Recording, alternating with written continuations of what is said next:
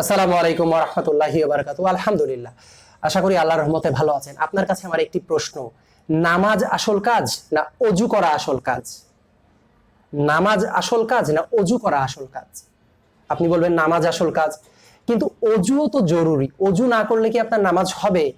না, হবে না। কিন্তু আসল কাজ কোনটা? আসল কাজ সালাত আদায় করা। ঠিক একইভাবে কোরআন তেলাওয়াত আসল কাজ নাকি কোরআন বোঝা আসল কাজ? আল্লাহ সুবহানাহু ওয়া তাআলা কোরআনকে কেন নাজিল করেছে? এটা কি শুধু তেলাওয়াত করার জন্য নাকি এটা বুঝে সে অনুযায়ী আমল করার জন্য? এই বিষয়গুলো একটু চিন্তা করেন।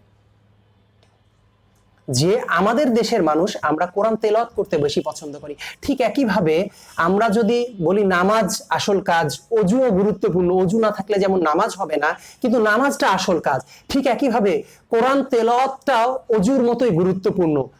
কোরআন তেলাওয়াত না জানলে আপনি কোরআনটা পড়ে বুঝবেন না, কিন্তু কোরআন বোঝা আসল কাজ। আসুন আমাদের দিনের 24 ঘন্টায় একটি ঘন্টা প্রতিদিন আল্লাহ সুবহানাহু ওয়া তাআলার এই কোরআন বোঝার জন্য আমরা সময় ব্যয় করি। আপনি এমন মুসল্লি হয়েন না, নামাজি হয়েন না যে আপনি অজু করতেই আছেন 100 বার 200 বার, নামাজ পড়তেছেন না। তাহলে সেই নামাজ যদি আপনি না পড়েন, যেহেতু নামাজটা আসল কাজ, আপনি বেশি গুরুত্বপূর্ণ কাজটা আপনি করলেন না। ঠিক একইভাবে কোরআন শুধু তেলাওয়াত করতেই থাকেন না, কোরআন তেলাওয়াত করতেই আছেন, কোরআন তেলাওয়াত করতেই আছেন, আপনি কোরআনটা বোঝার চেষ্টা করতেছেন না। কোরআনের সারমর্ম, আরবি ভাষা শেখা বা আরবি কোরআনে আল্লাহ যেটা বলতে চাচ্ছেন সেটা আপনি যদি বোঝার চেষ্টা না করেন, তাহলে আপনি আসল কাজটা করতেছেন না।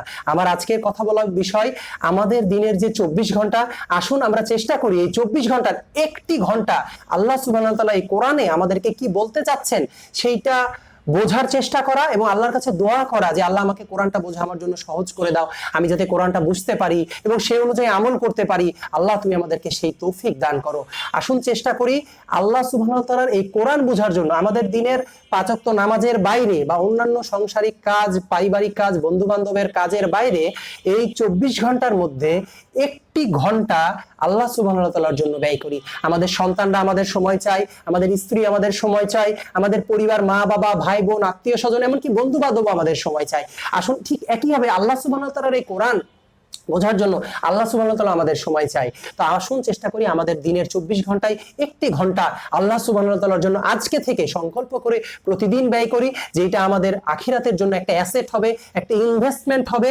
আমরা কোরআন বুঝবো, সেই অনুযায়ী আমল করব এবং নিজের ভিতরের অজ্ঞতা, জাহেলিয়াত দূর করব এবং আমাদের সমাজের মানুষের অজ্ঞতা এবং জাহেলিয়াত দূর করে আমরা আল্লাহ সুবহানাহু ওয়া তাআলার একনিষ্ঠ মুসলিম হয়ে মৃত্যুবরণ করব এবং আমরা জান্নাতুল ফিরদাউসে পৌঁছে যাব ইনশাআল্লাহ। আসসালামু আলাইকুম ওয়া রাহমাতুল্লাহি ওয়া বারাকাতুহু।